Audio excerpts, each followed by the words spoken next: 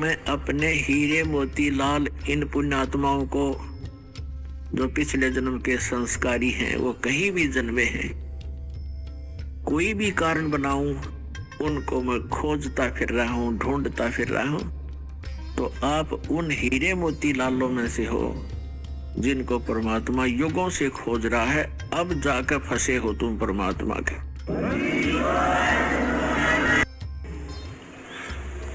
गरीबदास साहिब जी 10 वर्ष की आयु के थे। अपने ही खेतों में गौएं चरा रहे थे।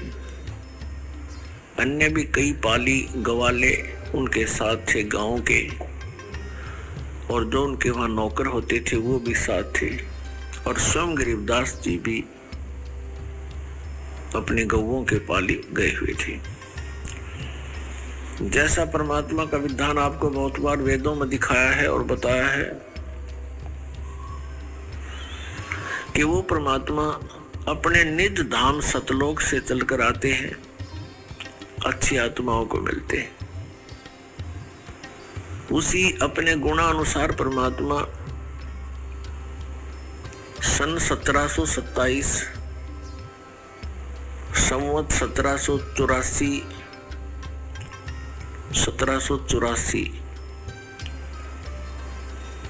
और फाल्गुन मास की सुदी द्वादशी यानी चांदनी दवास को दिन के लगभग 10 बजे,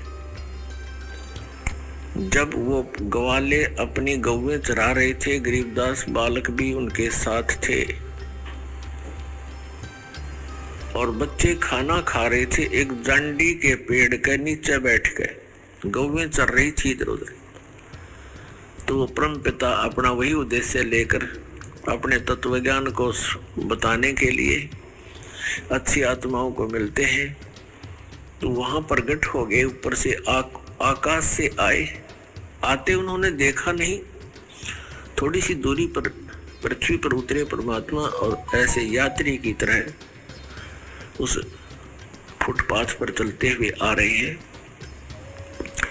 एक जिंदा महात्मा का रूप परमात्मा ने बना रखा था। अपने रूप को, जो वास्तविक रूप परमेश्वर कबीर जी का सतलोक में है, उसको छुपा रखा था, हल्के तेज पुंज का बना रखा था। जैसे एक साधु संत नजर आते थे। पालियों ने परमात्मा गए उसी उद्देश्य से थे, उनको राम राम बोला। सभी ग्वालों ने देखा, बाबा जी आए हैं, आओ महाराज भोजन पाओ। परमेश्वर कबीर जी ने कहा कि बच्चों, भोजन तो मैं पा के आया हूँ, भोजन करके आया हूँ अपने गांव से।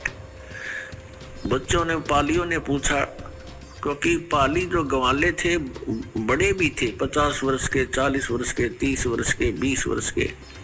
सबसे छोटे गरीबदास जी थे 10 वर्ष के।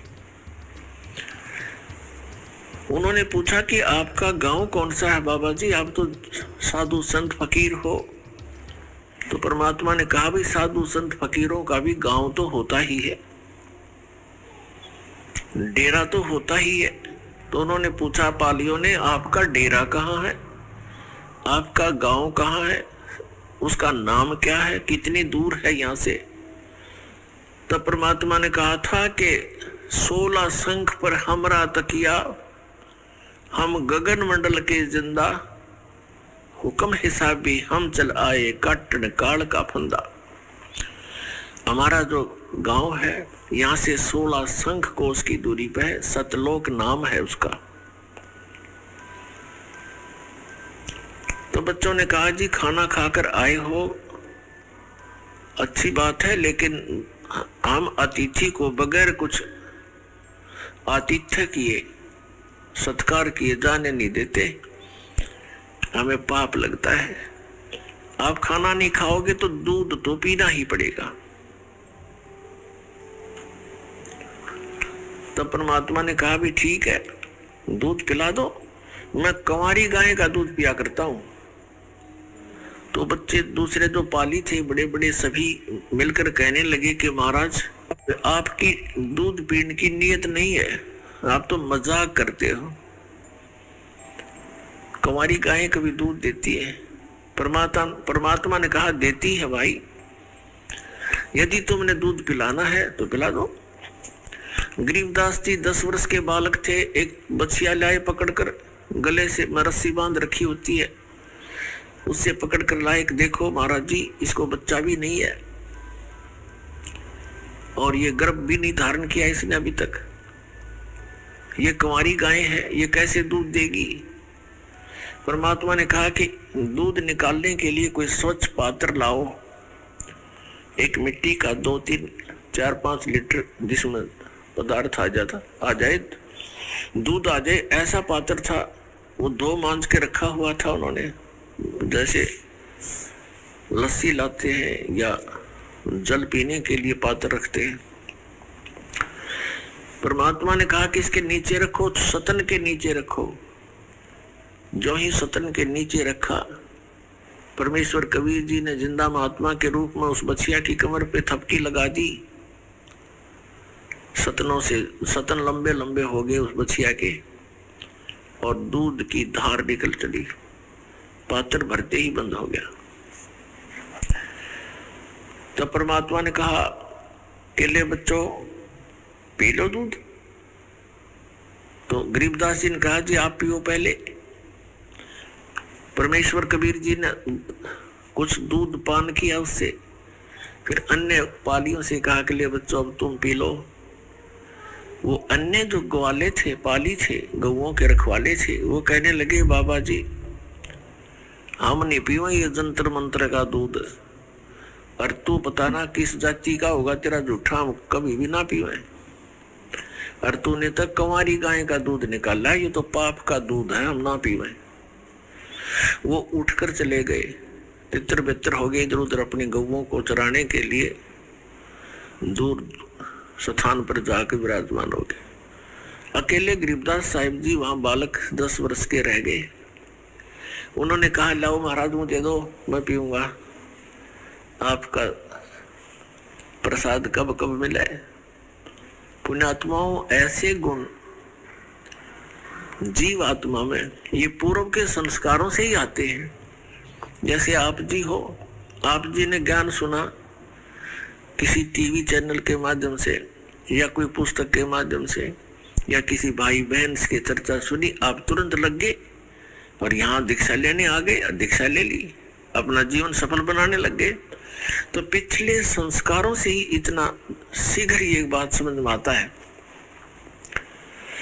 और जो कर्महीन होते हैं वो जल्दी से समझ नहीं पाते, उनको कुछ अधिक प्रयत्न करना पड़ेगा, ज्यादा ज्ञान सुनना पड़ता है, वो भी सेट हो जाएंगे, ऐसी कोई बात नहीं। तो गरीबदास साहिब जी ने पिया, जितना पी सकते थे बाकी रख दिया। फिर परमात्मा ने उनको ज्ञान देना शुरू किया कि बेटा ये मनुष्य जीवन बार बार नहीं मिलता, और मनुष्य जीवन प्राप्त करके जो भक्ति नहीं करते, नेक्स्ट उनका जीवन जो है, अगला जीवन कुत्ते गधे सूअर की योनि को प्राप्त होता है, वो शरीर मिलता है। कितने कष्ट होते हैं। अब पिछले संस्कार प्रबल होते हैं जब पुण्यात्माओं के, उनके हृदय में ये बात घर करती है कि ये शरीर आपका अवश्य जाएगा, ये तो रहेगा ही नहीं। ये तो आप सबको मालूम है, लेकिन हम कैसे अटकल लगाकर जी रहे हैं कि अभी नहीं मरेंगे,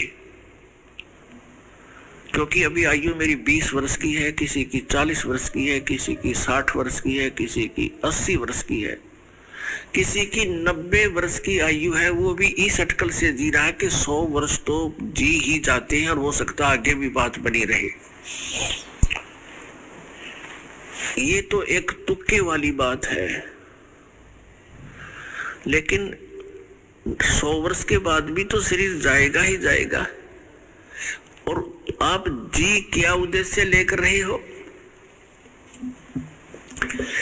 कहते हैं बिन उपदेश अचंभ है, क्यों जीवित है प्राण, और भक्ति बिना काठोर है, ये नर नाही पाषाण। परमात्मा ने गरीबदास साहिब जी को बताया बेटा ये मानव एक बुद्धिमान प्राणी है और ये जरा सा भी विवेक नहीं करता कि तुम बिन उपदेश अचंभ है, आश्चर्य है कि बिना दीक्षा लिए, बगैर उपदेश लिए, नाम लिए, और ये क्यों, किस आस पर जीवित है, किसको आधार मानकर जिंदा है, किस लिए जी रहे हैं। यदि ये अपनी संतान को अपना मानते हैं, यह भी भूल है इसकी, कल मृत्यु हो जाती है। तो आपका कहा था, ये झूठा संसारा रे, इनमें कोई नहीं तुम्हारा रे। ये झूठा संसार है, इसमें आपका कोई नहीं। जगत गुरु तत्वदर्शी संत रामपाल जी महाराज की ऐसी और वीडियो देखने के लिए चैनल को लाइक और सब्सक्राइब करें।